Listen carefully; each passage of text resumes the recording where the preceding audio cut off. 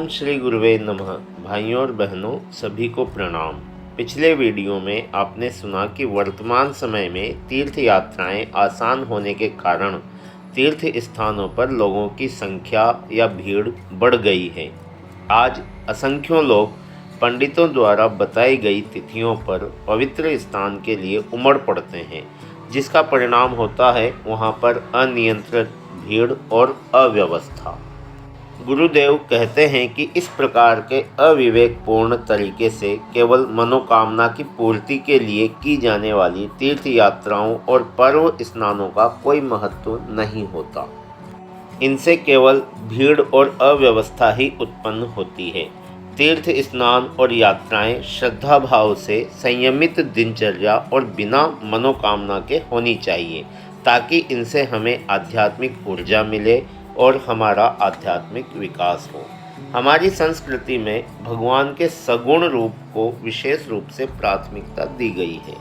भगवान के अनेक रूपों की हम पूजा करते हैं। ऐसा क्यों और निराकार या निर्गुण भक्ति आसान नहीं है? आइए इसी क्रम को आगे बढ़ाते हैं। इन मंदिरों तथा तीर्थों को इसलिए बनाया गया था कि दूर दूर के संत यहाँ आकर ठहरें तथा जनता को सद्मार्ग पर ले चलें। इसके अतिरिक्त स्थान स्थान पर देवालय भी इसीलिए बनाए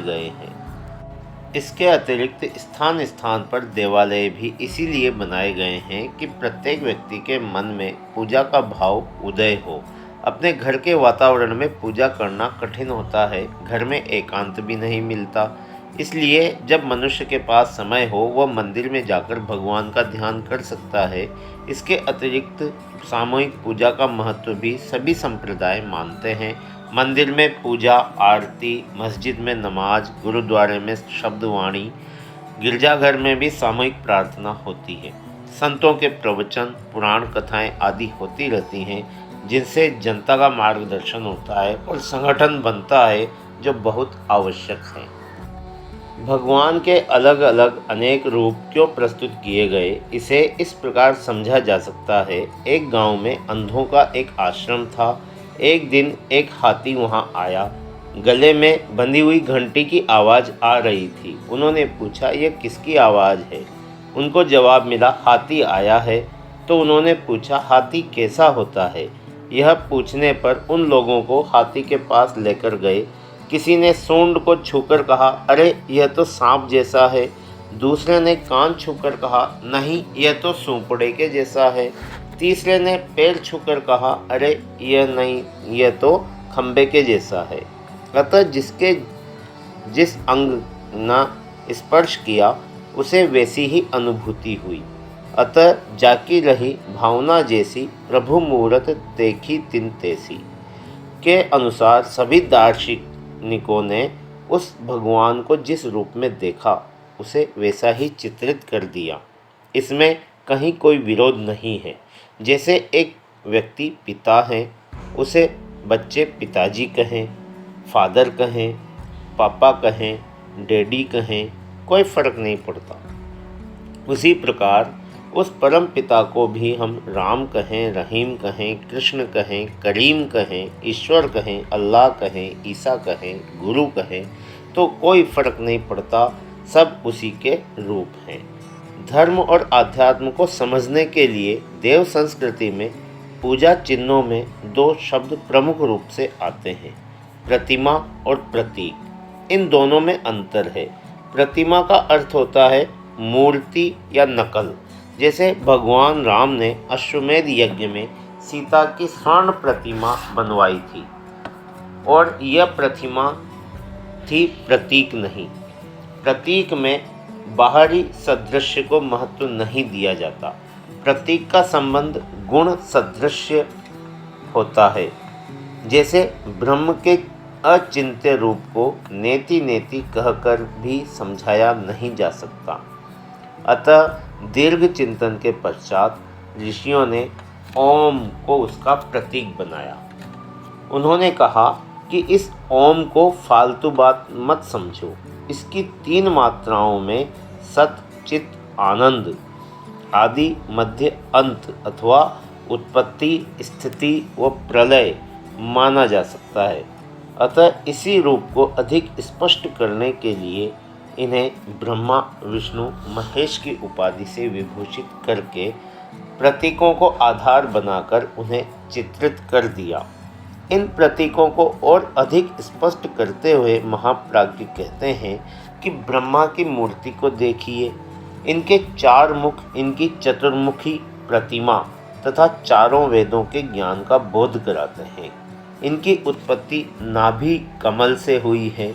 कमल अंतःकरण की प्रफुल्लता का प्रतीक है तथा इनके हाथों में पुस्तक, ज्ञान व कमंडल पात्रता का प्रतीक है।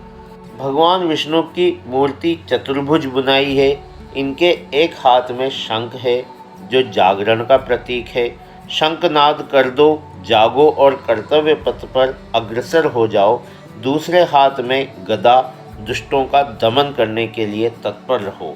तीसरे हाथ में चक्र है, इसका मतलब है गतिशीलता हमारे जीवन का अंग होना चाहिए और चक्र दुष्टों के दमन के लिए भी आवश्यक है, किंतु निरंतर चलते रहने का परिचायक है यह चक्र। एक हाथ में कमल। कमल किसके लिए? यह बात तो एक कमल प्रतीक है पवित्रता का। कीचड़ में रहकर भी कीचड़ से दूर, संसार में रहकर भी सांसारिक कषाय कलमश से अलग रहो। दूसरी बात, भगवान विष्णु स्वयं कमल की तरह है।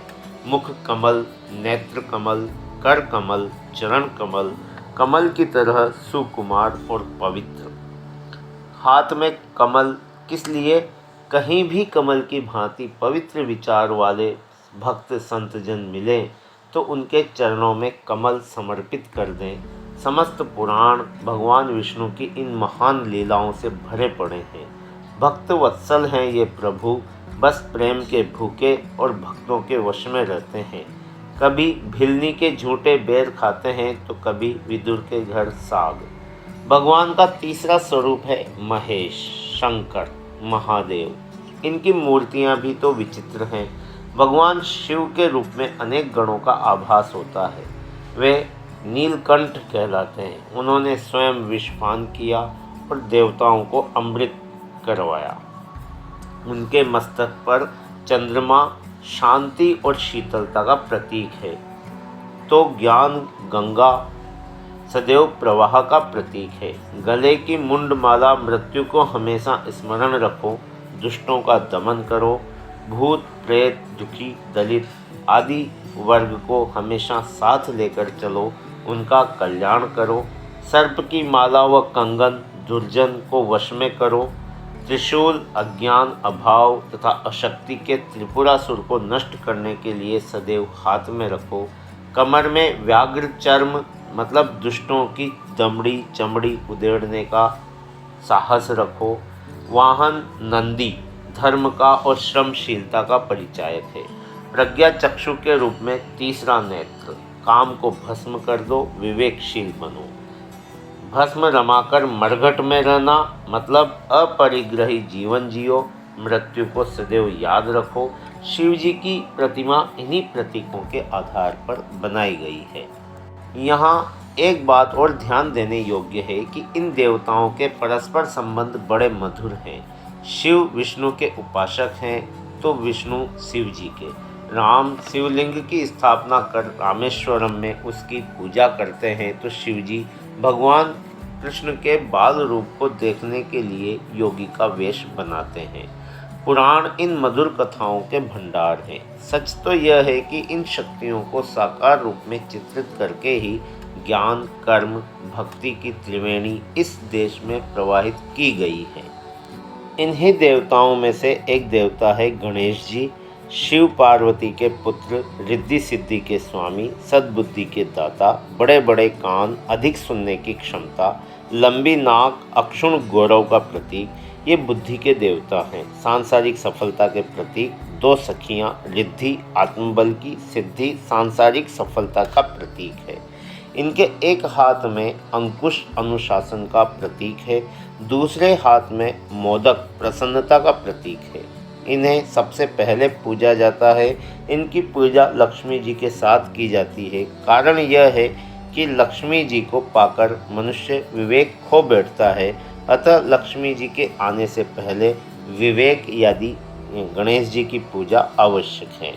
इसी प्रकार देवियों में नव देवियों का पूजन किया जाता है। गायत्री मंत्र के 24 अक्षरों में 24 दिव्य शक्तियों का भंडार है। इनके नाम के अनुरूप उनकी प्रतिमाएं बनाई गई है। नव देवियों में 3 देवियां प्रमुख हैं, महाकाली, महालक्ष्मी एवं महासरस्वती। महाकाली को दुर्गा, चंडी, अम्बा, शिवा, पार्वती भी कहते हैं। माँ दुर्गे के अवतार की कथा है कि महिषासुर, शुंभ निशुंभ, रक्तबीज, चंड, मुंड आदि राक्षसों से परेशान होकर सब देवताओं ने अपने अपने उपहार देकर एक महाशक्ति उत्पन्न की थी। उसने महाचंडी काली का रूप धारण करके सभी राक्षसों का वध किया था। इससे संगठन शक्ति का पता चलता है। उनका वाहन सिंह है जो प्रचंड पराक्रम और हिंसा का प्रतीक है।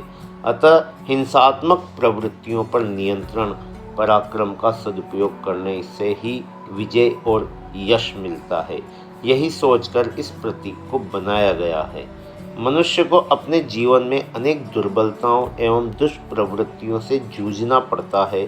दुर्गा तत्व को उबरने पर शौर्य और साहस की प्राप्ति हमें होती है।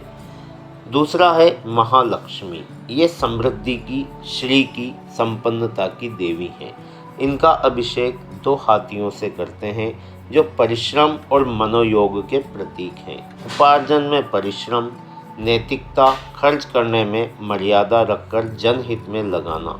लक्ष्मी का आसन कमल है, मतलब निर्लिप्त रहना, धन पाकर अहंकार नहीं करना। लक्ष्मी के साथ गणेश पूजन अर्थात विवेक सम्मत खर्च करना चाहिए, विलासी नहीं बनना चाहिए। इसके बाद तीसरी देवी है महासरस्वती। ये सद्विद्या की देवी हैं। इनका वाहन हंस है। इसका तात्पर्य है कि इनकी पूजा करने वाले हंस की तरह नील और क्षीर के विवेकी हो जाते हैं। संतों की समता हंस से की जाती है। हंस केवल मोती चुगता है के हंसा मोती चुगे के लंघन मर जाए। इसी प्रकार संत की बातों से गलत समझौता नहीं किया जा सकता।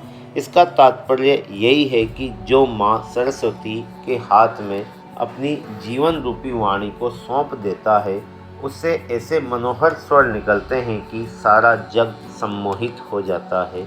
इनके एक हाथ में पुस्तक है जो ज्ञान का प्रतीक है, दूसरे हाथ में कमंडलू पात्रता का, जल की शीतलता और सत्संग रूपी तीर्थ जल का प्रतीक है। माँ गायत्री। माँ गायत्री के 24 अक्षरों में 24 महाशक्तियाँ हैं। महासरस्वती उन्हीं का एक रूप है। उनका वाहन हंस है, हाथ में पुस्तक व कमंडलू। इनका षोडशी रूप चित्रित है, अर्थात मातृ भावना से पूजा की जाए। माँ बेटे का संबंध सबसे पवित्र और स्नेहपूर्ण होता है। ये देव माता हैं जो देवत्व का उदय करती हैं। वेद माता ज्ञान की मूर्ति हैं। इन्हें विश्व माता के पद पर आसीन करना है, जिससे सारे संसार में ज्ञान की अमृत वर्षा हो। तो साधकों, यही है मूर्ति पूजा का रहस्य।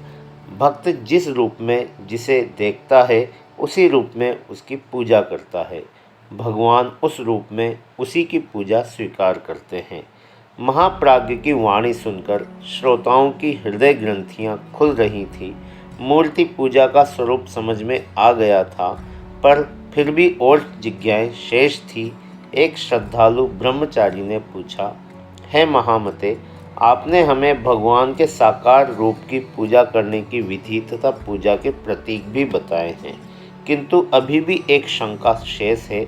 मंदिर तथा तीर्थों में पुजारी जी केवल भगवान के चरणों में फल, फूल, प्रसाद, दक्षिणा लेकर मूर्ति पूजा करा देते हैं। क्या माला, जप, तिलक तथा रंगे कपड़े पहनने से ही हम भगवान को रिझा सकते हैं? कृपया इस शंका का समाधान करें। भाइयों और बहनों, आज के स्वाध्याय को अब यहीं समाप्त करते हैं। आशा है आपने इसे ध्यानपूर्वक सुना होगा और आपका सहयोग हमें लगातार मिलता रहेगा। इसी अपेक्षा के साथ आप सभी का बहुत बहुत धन्यवाद।